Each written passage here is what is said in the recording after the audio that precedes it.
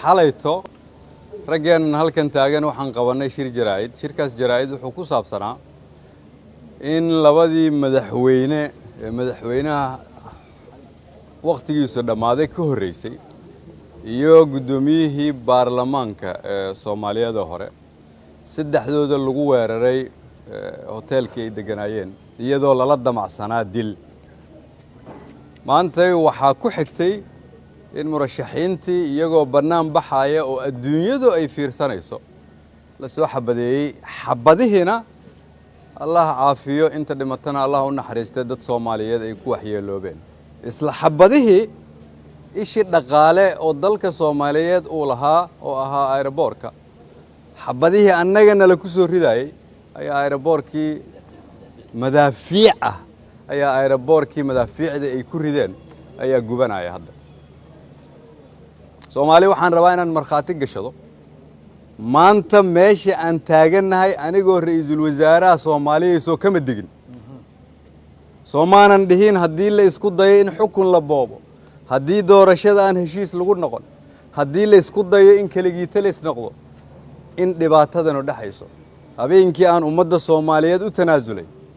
waxaan shacabka Soomaaliyeed u sheegay in aanan rabin inaan qayb ka noqdo dhibaatada ummadda ku soo socota hadii dariiqan lagu sii socdo meeshii baan taaganahay aan ka digay anigoo xukunka jooga iyo anigoo dibadda ka ah meeshii hadda dalkani uu taagan yahay dawlad waqtigeedii dhamaaday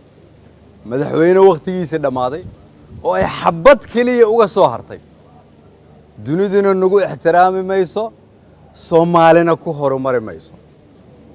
meesha hadda ummadda Soomaaliyeed ay taagan tahay hal xal kaliya ay leedahay inta rabta inay dalka u turto inta aan rabin in dalkanu hagaago waa inay ka hor tagto inta rabta in dalka la tarantureeyo inta rabta in ummadda Soomaaliyeed iyo dhalinyarada Soomaaliyeed ay mustaqbal waafi ah yeeshaan waa inay ka hor tagto inta aaminsan fikirkaas ka soo horjeeda dawlad goboleedyada waxaan rabaa madaxdooda inaan u sheego waa madax Soomaaliyeed oo aan waqtigii muddaxiloodkoodii dastuurku siinaya aanu dhammaan oo sharci ah waa inay ogaadaan mas'uuliyadda ugu weyn dalka iyagay saaran tahay mas'uuliyad miisaaman waa inay ku shaqeeyaan oo macnaheedu tahay iyaga laga rabaa xalka ee ma aha inay meel u fadhiyaan dawlad waqtigeedu dhamaaday beesha caalamka waxaan rabaa inaan u sheego inaan uga dignay arimahan iyadoo qoraal ah iyo iyadoo af ah haddii aad tusaale u baahnaydeen xalay iyo maanta idinkugu filan haddii aad sii fiirsataan idinkuna waxaad qayb ka noqonaysaan dhibaatada iyo gumaadka shacabka Soomaaliyeed waxaan leeyahay meel walba oo joogtaan dadkeenan siyaasiyiinta ah oo idin matala inaan banaan baxnana joojin mayno